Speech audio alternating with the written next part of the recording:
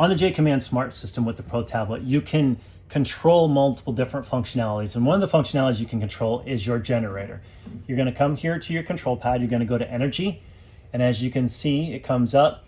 It's got auto gen start. It's got the generator start. It's got the generator stop. You can go ahead and set.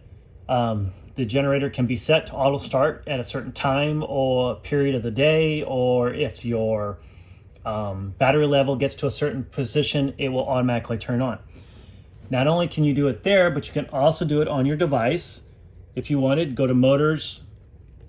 Nope, sorry. We went to the longer level. Here we went to Energy Center, and then you have the same thing. Again, what you have on your device is exactly what you're seeing on this control pad, because it's basically an Android tablet that has the app built into it. So those are the functionalities of it. So if your unit is equipped with the Wi-Fi, Wi-Fi gateway repeater and the WineGuard system, you are capable to have over the cloud connectivity, which then you can be able to remote stop your generator. So with those functionalities, the cloud account, if you use the cellular connection within the Wi-Fi extender, that option, those are different ways that you can control your generator. That's just some of the possibilities that we have with the JAYCOMMAND Smart System with the Pro tablet.